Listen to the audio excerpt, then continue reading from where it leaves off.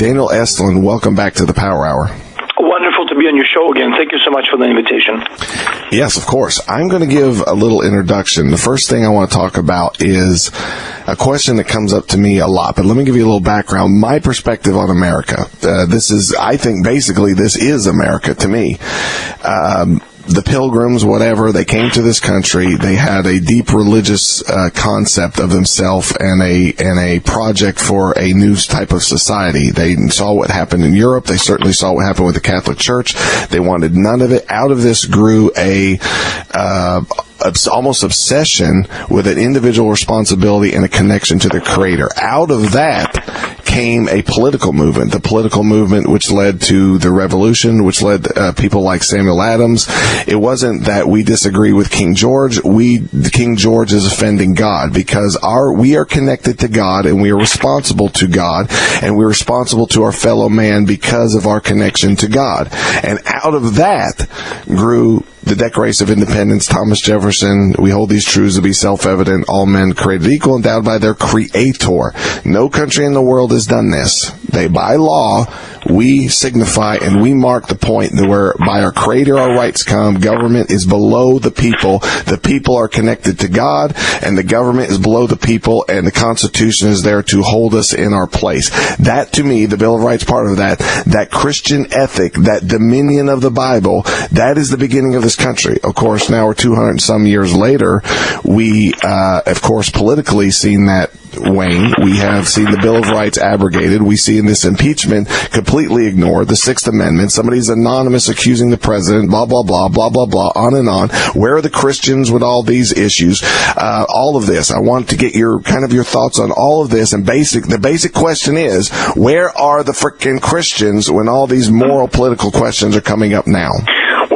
In order to answer all these questions, what we need to do, we need to step back a little bit and look at Christianity conceptually. Now, after Christ, Christianity was not rewritten, it was rather created.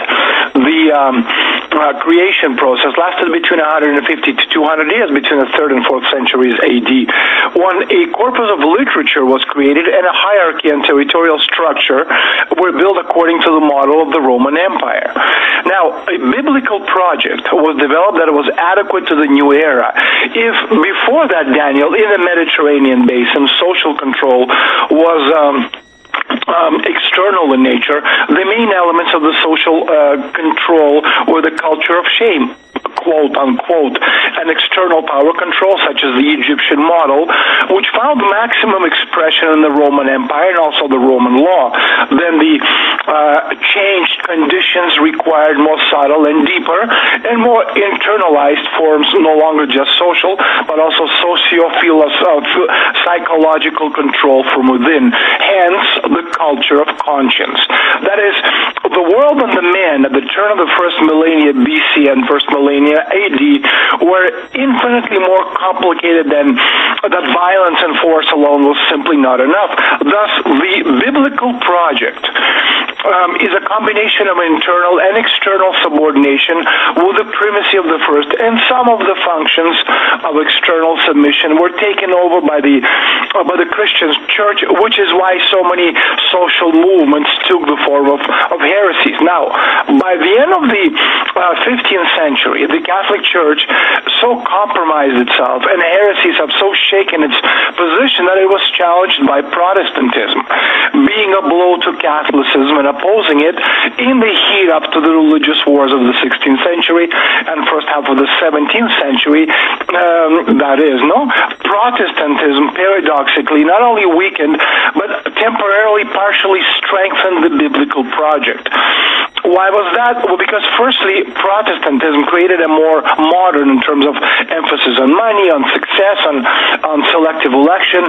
In this regard, Protestantism is the most Judaized version of Christianity. Harder, more intransient, but also at the same time simpler form. And secondly, it became a kind of a valve for the exodus of the discontented from Pax Catholica, But again, that didn't last for too long. Time worked against both versions of Christianity, breaking away from orthodoxy. a new era was approaching for structural, also for reflective management, in which an institutionally formulated rational knowledge was needed, and that knowledge was science. And it is no accident that in France the Jesuits contributed to the development of such knowledge, for example, in the person of Descartes, no? And then in the 18th and the early 19th centuries, the biblical project, which was cracking at the seams, survived yet another mutation. The Christian faith was discarded, and proto-ideology first appeared in the form of a project of a British Masonic lodges.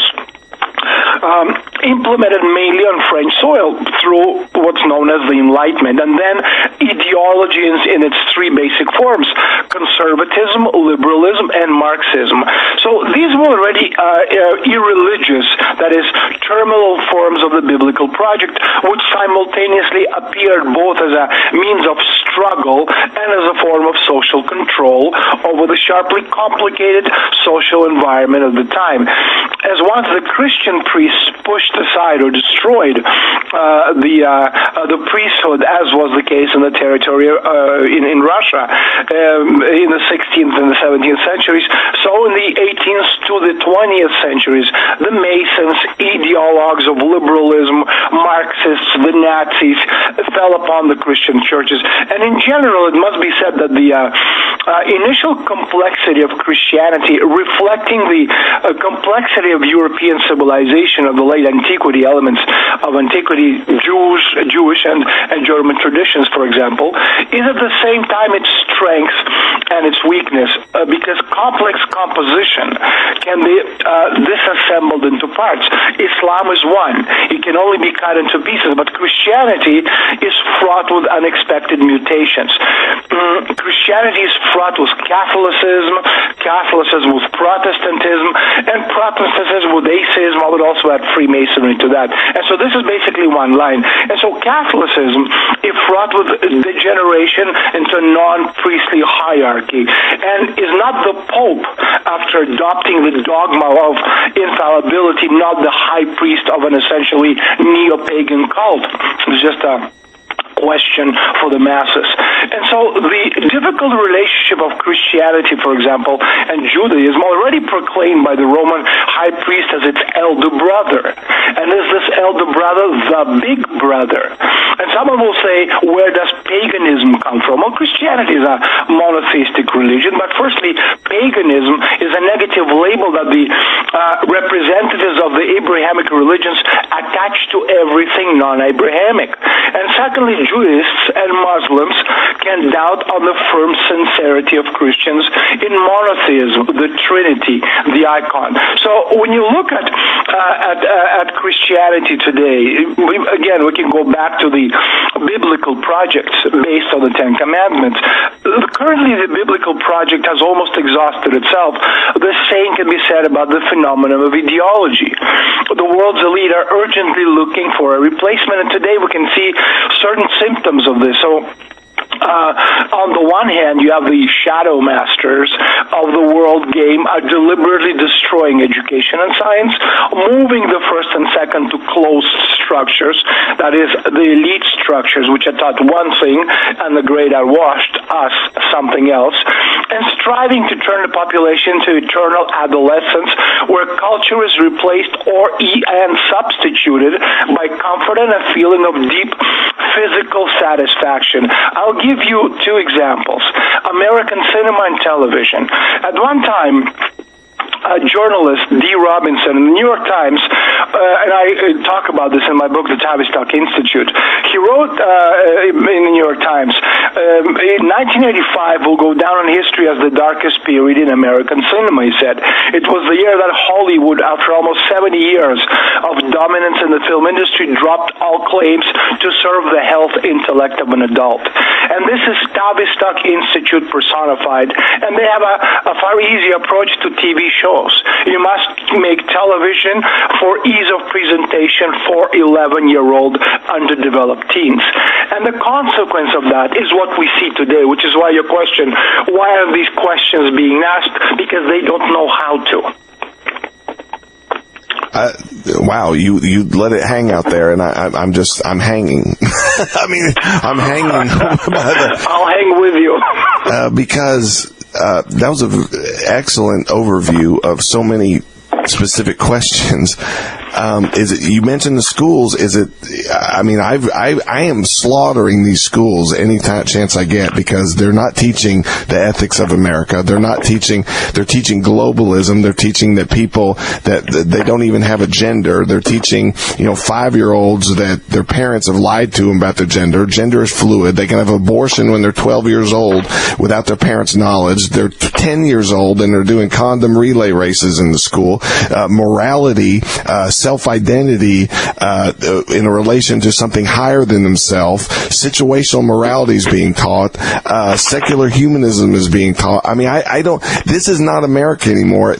How can I come up with any other conclusion? It's not necessary. It's not only America. I mean, again, look at it globally. What you're describing happens, or is happening in England. It's happening in France. It's taking place in Germany, in Italy, in Russia, in so many different countries, because again, it's all because today's world is one global liberal banking financier controlled world. So the value system has been destroyed, and once the value system has been destroyed, we go back to what I've always, said to you when you ask me, how do you want to finish the show? Today's society is destined to die for two very simple reasons, especially post-industrial society, is today's kids can't answer two basic questions. Why am I alive? And in the name of what am I prepared to die?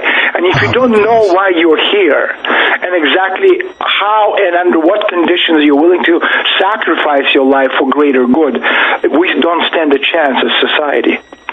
You brought up the banking sector, of course. Their influence cannot be understated when it comes to schools, even back to the Carnegie Foundation. You talked about Tavistock Institute. Charlotte Iserby has detailed Carnegie all the way up to present day. These schools have been an indoctrination center for a plan that the banking industry wants our children to think a certain way, and they don't want them to have any moorings. They don't want them to know any history. They don't want them to have any real morals, traditional American morals, and certainly the Bill of Rights and Declaration of Independence can't be anything that's important. And Thomas Jefferson is vilified while Antifa is proclaimed. I mean, this is the world we live in. And is this straight from the bankers, the top of the bankers? This is their orchestrated plan? Would that be too... Well, it's not so much the bankers as the people behind the bankers, because in the end, banking is a tool. Money has no intrinsic value. It's the reason, again, we've had 1,500 years of conservative values. And since the 1970s, we're looking at only two generations of liberal banking financier values, which basically means today you can be one thing and tomorrow something else, which is why I don't understand when Ellen or whatever her name is, DeGeneres, very, very appropriate last name, by the way, okay, she sits down at a baseball game with George H.W. Bush and plays footsie or whatever it is that they were playing, and then, she doesn't understand. People are up in arms, and she doesn't understand what all the hoopla is all about. But it's about the fact that these people have no values. Today you can be a liberal, tomorrow you be something else. The day after tomorrow you can be a transgender. Then if you don't like that, next week you can be a dinosaur, and then 2 weeks from now a zebra. And then go back to being whatever it is. Because again, liberalism is about not having a set of values. You can be anything you want. Which is why again it's so easy to control today's society, because we're seeing it all over the world, not only in the United States, specifically in the Western world. And one of the struggles you see for control between East and West, between the United States, not the United States of Donald Trump, because Trump, again, I explained it many times before, and people don't quite understand. They say, well, Trump is American president. No, he's not. Trump was elected in the United States. Yes, he is. But if you have to sit at this global power round table where it says United States, who is going to sit at that chair? The people who control America today is not Donald Trump. If he controlled America, he wouldn't be, going through this silly impeachment process. Why? Because the country is controlled by the liberal banking financier establishment. And this is not Democrats. This is an entire establishment. This is the DeGenereses, this is the Bushes, this is the Clintons, the the Romneys and McCain. Well, he's dead now, but anyway, you know what I mean? It's a global financial structure. So Trump can't represent the United States because that chair is for somebody who controls the country, and unfortunately doesn't control the country enough. It wouldn't be a problem if the United States wasn't a democracy, but a dictatorship. There's something to be said for that. You can just shoot all these people and get rid of them, but you can't do that in a democracy, allegedly. And that's the problem we have today globally. Democracy, or I should say liberalism, is not going to prevail because the whole system is based on infinite growth, and you can't grow infinitely because planet Earth is a finite space. So that system worked as long as, and people are always asking, well, how is it that all these countries the world over agreed to be part of the system? Very simple, because the banking cartel came to them and said, look, we're going to give you enough money so that you can grow 3, 4, 5% annually. They said, perfect, that sounds good to us. Unfortunately, you can only do that if somebody prints a lot of money. That's where the Fed comes in. It prints a lot of money and gives it, hands it out globally. But now we've come to the point where they can't do that. So this 4 or 5% growth is done and over. And now the question is, what now? Well, what now is what we see in global conflict, struggle for survival, wars, people destroying countries, be it Chile, be it Ecuador, be it Peru, the United States, Hong Kong, Lebanon, Syria, Libya, Afghanistan. Just point, France, England, just point anywhere on the world map, and you're going to have struggles and wars and conflicts and people getting killed and bombings and terrorism, etc., etc. And it's not about ideology. It's a conflict for the survival because the system which has controlled the world since 1944, as I explained many, many times on the show and in my book, In the Shadows of the Presidency, that model, Bretton Woods, that model is dead. And now we have to find something else. And unfortunately, the struggle we're seeing, and it's not just a struggle, it's a mild way of putting it, an all-out war between the Federal Reserve of the United States and Donald Trump is a fight between the liberal banking cartel that controls the Fed and is the enemy of the United States, and Donald Trump was trying to do something right. You said that you can't assassinate your enemies in America. I think Hillary Clinton might disagree, but that's just I know, but it's something to be said. Again, I'm not I know what you're saying. favor of I'm just dictators. joking.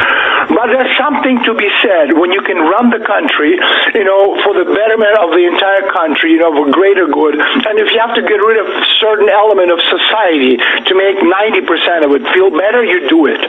Otherwise, the entire country gets wiped out. Well, there has to be a standard in morality. I mean, even it back in the doesn't exist when you're talking about liberal banking finance. Right, That's exactly. Why you can be a giraffe today and a zebra tomorrow. Another thing in this discussion about we're bringing America into a kind of history, Christian, whatever.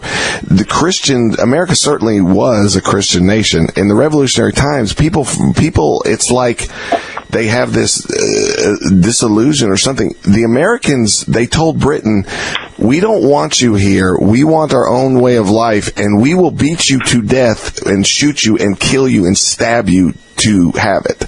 I mean, we have this almost ideological view of it, but they were extremely violent in this morality, in this belief.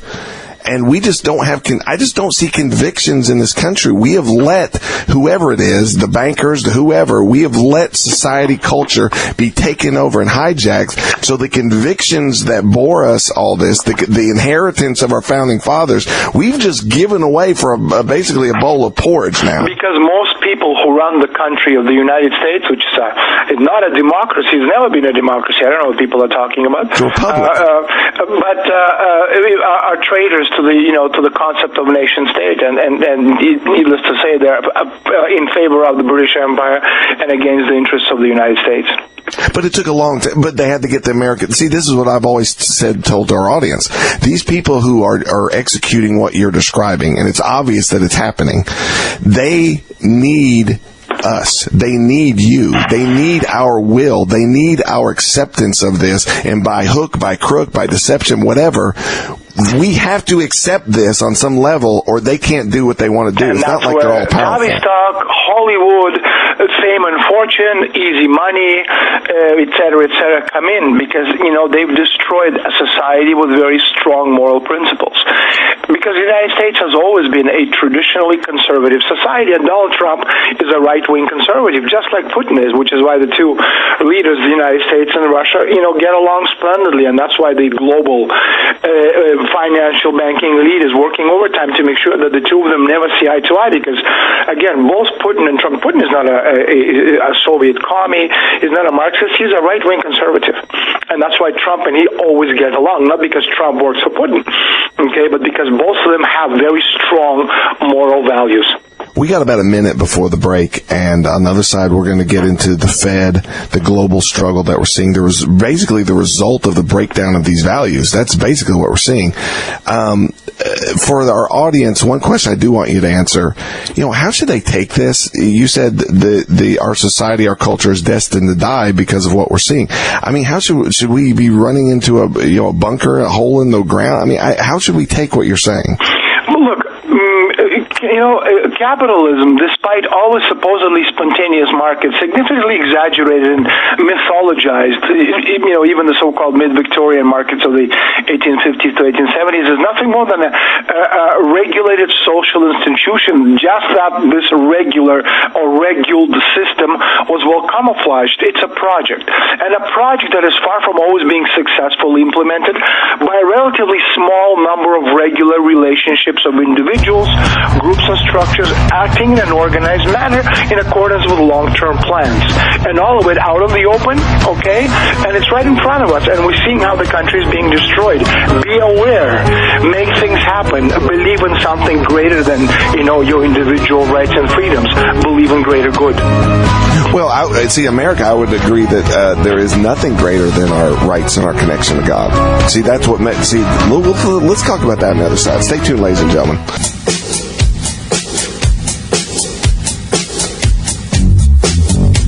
Welcome back to the Power Hour. The Power Mall is where all the great products. We got some specials and things for you to look at. Now, ladies and gentlemen, look, December is our worst month always because, Chris, I understand you're not thinking about your health. You're thinking about giving cheap crap from China. Just kidding. Well, not really, only partially. Please consider us. That's our worst month. We got to pay the bills no matter what. We need your support. We don't get a check from George Soros. We get checks from you. I've said that over and over. But really, it's a plea, it's a call, but it's also to praise you and to understand your position in the world. If you want truth, if you want independent thought, if you want Daniel Estulin on here talking about these profound, where can you have a discussion like this or hear a discussion like this? If you like this, if you want this, then basically you got to support us. You got to buy something from us. Everybody brushes their teeth, I assume, I hope. Buy some toothpaste from us. Just go buy some toothpaste, among other things. We have the eye complex. We have, of course, the Strauss products, the Strauss Heart Drops, the Cold Storm, the Smooth Oregano, the Vitamir. We got bundles for Vitamir Oral Care. My mother used to put in stockings like, that's where deodorant and stuff like that would go. That'd be a great stocking stuffer. A Vitamir bundle, the Silver Shield deodorant. I don't know why my mother would put deodorant in there. I guess it was her way of, I don't know, buying me socks or things. I don't know. But anyway, that'd be great to put in stockings. New customers, they get 10% off their first order using the code FIRST10 at checkout. We got a lot of new listeners, so we really appreciate you. We have a lot of different ways to listen. ThePowerHour.com, TalkStreamLive.com. You can also go on 701-300-5252 to listen live or just repeats 24 hours a day. We appreciate you. We love you. We want you happy, we want you healthy, we want you successful, and we want you free as God intends you. Thank you so much for everything, for all your support, and you're welcome for what we do here, thepowermall.com. Check it out. I know that you need some of those products without question. Getting back to Daniel Estulin. We're going to finish this up and then go to the Fed. So people understand really the war really centered on this Fed here and what that means in the IMF and central banks really all over the world, not just America, but kind of put a bow on this. In America, individual rights, the concept of our Creator and giving us the basics of the Bible, this biblical ethic that God created man, gave man fire, so to speak, gave man imagination, creativity, and rights. That's self-evident. That's obvious. It doesn't even need to be argued about. Government's only position, only righteous or only sustainable position is to protect those rights. That is the American ethic. Don't believe me? Just read the Declaration of Independence. So in this greater discussion, what we're saying, the individual rights have to give way to a greater good. The greater good in America is that I have an endowment by God, you have an endowment by God, the other person, Hillary Clinton, has an endowment by God, and so the greater good is to protect everybody in that position and the ability to exercise and live in that realm. In America, that was and is the greater good. So maybe address that before we move on to the Fed. I think you said it perfectly. It's, the concept of community of principles. The Pilgrims survived when they came to America, although so many were killed and died of hunger and of cold. But they survived because they worked together. I mean, yes, you could talk about individual rights, but individual rights at the expense of community is egoism. And the early Pilgrims survived because, again, of the concept of community of principles. Everybody working together as a community because they had a common objective. That common objective is only reachable if everybody works together, and that's what's missing today, and that's been replaced by liberal banking financier values where it's me, which is greater than us. Well, the more I talk to you, and you've taught me a lot, Daniel, and just really refined some of my perspectives on different things, but I'm certain of it now. There is no way for America, as we're not just America, but other places in the world. There is no way for America to continue on the path we're on because we're so divided. Diversity is not strength. Diversity is fragmentation. The fragmentation we are seeing, the lack of real certain morals, the lack of really our inheritance, our heritage. There's no way that there's no way this can continue. Again, if it does, there's not going to be much left of the United States as a nation state. You're going to have 5-6 countries, much smaller United States, whatever you're going to be called after the Civil War, trying to somehow join forces or work individually or disappear, which is, again, the same thing could happen to us in Russia, which is why we're all praying that Donald Trump wins the 2020 elections, because if he doesn't, we lose a pillar of strength and the guiding light, for the revival of a new world. A lot of our listeners may take offense to that, and on some level, maybe I do even. That Donald Trump's almost like a savior figure, but a Messiah figure. But the more I think about it, let me explain why. The reason Donald Trump, for the saner minds out there, we need Donald Trump because Donald Trump is the president of the most powerful country in the world. If Donald Trump was president of Italy, I couldn't give a hoot if he was, lived or died. It would make no difference to any of us. But because he's the president of the United States at this particular time in history, and this is once in a lifetime chance to actually see someone like that, not because Donald Trump is a Republican, because he's not a Republican president. He's a president, he's the face of an alternative global project, okay? Donald Trump is not a person, I've said it many times before. He's a face of a global project, alternative to liberal banking financier project. And he only became possible a Donald Trump presidency when after the 2008 Lehman Brothers global financial collapse, alternative forces to the liberal banking financier forces started moving their candidates to a position where they could challenge for the presidency. They couldn't do it before because the liberal banking financier parasitical global Wall Street-based cartel controlled the entire edifice of global economy. People are going to say, no, but the Republicans have George W. Bush and then his son and then Reagan and all these other people. All these people, they're part of the same liberal banking financier model. There's no difference at all between George W. Bush, between Ronald Reagan, between Bill Clinton, between Barack Obama. They're all part of the same liberal banking order. The only difference is the abortion rights. Everything else is part of the same liberal model based on the Bretton Woods. Trump, no. And we're seeing the consequences of that, how he is dismantling, absolutely dismantling. Bretton Woods, a petrodollar, and going against the Fed. And this is a very important moment in the history of the world, which is why, again, we need Donald Trump, the President of the United States, because without him, Russia will be dismantled into 5, 6, 7, 8 different serfdoms because we simply are not strong enough to survive on our own. Are you concerned at all about this impeachment? I know you said it, but it's I'm not concerned at all about the impeachment because Donald Trump is going to win the 2020 elections. My only question is if the Democratic Party is going to actually survive after the elections, because all this, Americans, again, generally speaking, the United States of America is a conservative country. And if you look at the map of America in 2016 elections, it's a sea of red. Which means that for a few large enclaves such as Los Angeles, San Francisco, New York City, where you have obviously a lot of people living in these places, most of the country of America is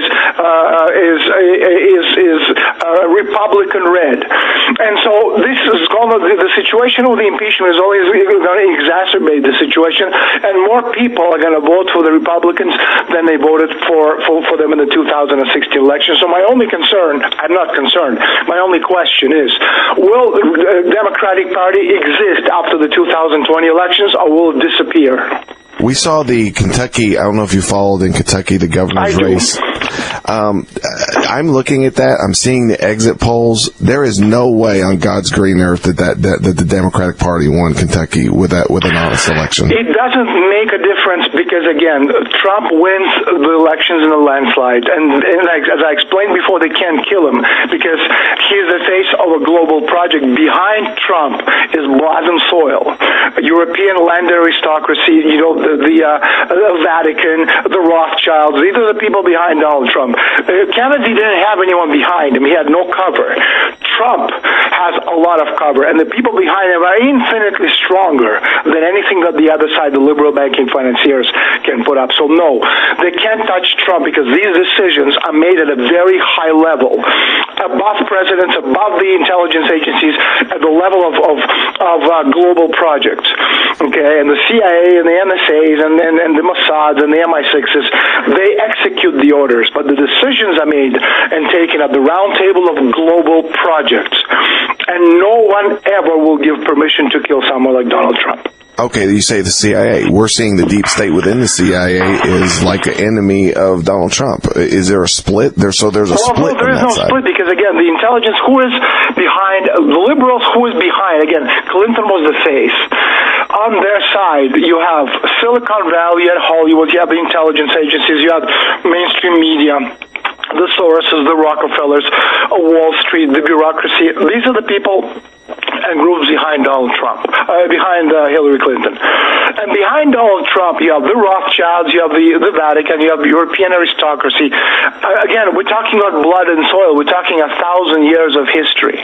Okay, that's simply uncomparable. So Rothschilds and the Vatican behind Donald Trump, that doesn't give me a warm fuzzy. Well, I mean, it doesn't. We're not talking about good and bad because it's like, who do you want to be eaten by, Godzilla or King Kong? Okay, it doesn't really matter. What so it's the enemy today, of my enemy. This is Sun Tzu. What matters today is that we need to get rid of the liberal banking financier global cartel. Okay. Unless we do, they will destroy the world, and that's what would have happened had Hillary Clinton won the presidency.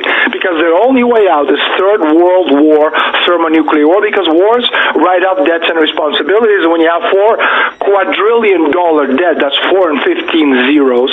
The only way you can get rid of that, if you can start a war and you have force majeure, and you can just get rid of a lot of people, which is why, again, these billionaires are building $100 million underground bunkers. If you had $100 million, what would you rather do? Buy an island and have a drinky pool and look at the sunset, or live like a rat underground? What is it that they know that we don't? Okay. Again, the point is, we are at a point right now where we have to understand that the war is not between countries. It's not between left and right. It's not between liberals and Republicans and the Democrats and the conservatives and the liberals and the Green parties and all these other groups out there. It's between two global models. The liberal banking financier model on its deathbed, okay, and an alternative model which is yet to be defined, but need to be defined, and it will be defined at the end of first term at the end of first year of Trump's second term, where the projects that have conceptuality defined will sit down at this round table of history. That'll be the United States with Donald Trump, Russia, China, India, and maybe someone else, but for now only four. And they will define the rules of the game post-Bretton Woods. Call it Bretton Woods 2, call it Yalta 2, call it whatever you want to call it. It doesn't matter right now. We don't have a name. We don't have an alternative project or the language to describe it today. But we need to find it, because without it, we're all going to hell. All right, what you just described on a macro level, basically the battle, the great, I mean, this is Game of Thrones before us, this is Lord of the Rings right before us, what have you. On a micro level, I'm feeling this, and it's been, I've tried to figure out a way I can say this to my audience. You're doing a much better job than I am describing this, but I'm trying to describe to my audience right now, here we are. If your values, if your heritage, if your children, if your it is all on like Donkey Kong, right? Literally, the battle of the ages, big as a biblical battle you want to say, it is on right now. Am I exaggerating? Because I don't think I am. It's the Hulk Hogan against the Ultimate Warrior.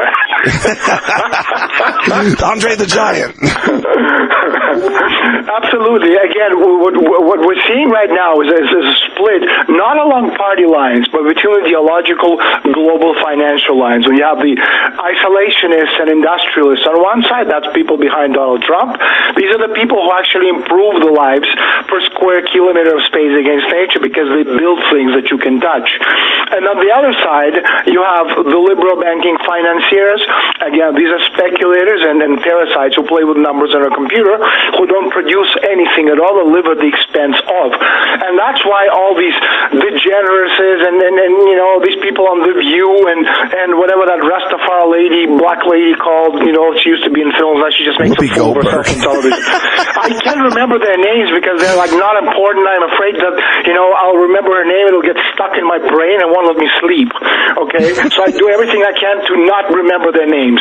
But the point is that, again, it's a fight between these two ideological visions of the world, people who produce and people who live at the expense of. And okay, last question. These people. All right, last question on this, and then I have to get to the Fed. We got about 10 minutes left. Last question quickly. In this fight for this new system, this new dialectic, this new whatever it is, this way of looking at the world economic, Bretton Woods is dead. The liberal banking finance, it's going to die one way or another. Okay, within this, what I'm trying to get across to people is the discussion about what the new morality is going to be. What are the ethics? What are the standards of this new culture that is being formed out of this war? And it is a war. It is right now. And everybody who's listening, they're taking part in this development of this new morality. If you value the values that you have, if you want them to continue into this next program, you have to assert them now. Right now, you cannot let your children give them over to a bunch of devil-worshipping psychopath perverts and think that on the other side that what you value is going to continue. Am I right or wrong? Go back to, we've had 1,500 years of conservative values. We've had 40 years of liberal degeneracy. I mean, we're seeing how society is moving in the direction of left or right-wing conservative, but they're conservative. Right-wing is the United States, right-wing conservatives is India, right-wing conservative is Islam, right-wing conservatives is the Vatican, and the left-leaning conservative is the Soviet Union. It's the only country in history which has been a left-leaning conservative country.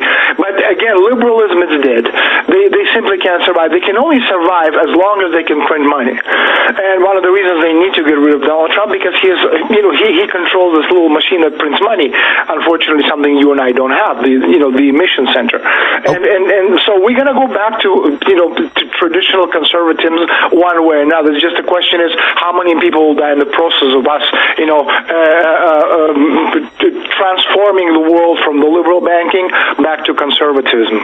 All right, I'll leave it there. But I agree with you. But at the same time, people are dying of fentanyl overdoses and heroin, and the gender we are thing, in a war. No family. People die. Yeah, you're right. You're right. It is a war, but you know why it's a war, Daniel? This would stop before it even started if we kept our morals, if we kept our bearing, if we kept our ground. What we haven't. Our enemy is not Russia. I agree. You're American, I'm Russian, but our common enemy, the enemy of humanity, is not Russia or China or Venezuela or Mexico. Our common enemy is the British Empire. It's the only empire out there. Oh wow. The British Empire, these are the pirates, the drug-dealing, psychopaths. That is so profound. And until we understand that, and this is what Donald Trump is doing, and understand and destroy the British Empire, then all our troubles will go away. All right, we got literally about 8 minutes. Okay, the Fed, Donald Trump back and forth. He wants negative interest rates, low interest rates. He wants Powell out of there. What is important? What do we need to know? What's going on with the Fed that we don't know? Well, the question is, how can Donald Trump use the power of the presidency to subjugate the Federal Reserve of the United States? Because for decades, the Fed has been acting more like a mafia syndicate than a financial stabilizer of the American economy. I think it's important to understand that the U.S. dollar has been globalized by the U.S. Federal Reserve as the precursor of the strategy now being implemented in the Americas. And by that, I don't mean the United States, I mean the Americas, the North and South America. For example, back in the early 1990s, just when the Soviet Union fell apart, a financial accord authorized Citibank under Federal Reserve de facto management to lend to speculator George Soros to shatter targeted currencies. So Soros's currency warfare can be thought of as an invading shock troops deployed to destroy resistance in the form of national credit. The incoming dollars are the occupying forces which follow the initial shock attacks. This has been the pattern in Latin America, in Eastern Europe, in Russia, in China, and now it's being directed against Western Europe via the repeated successive assaults on the European exchange rate mechanism, which started back in 1992 when Soros destroyed the British pound.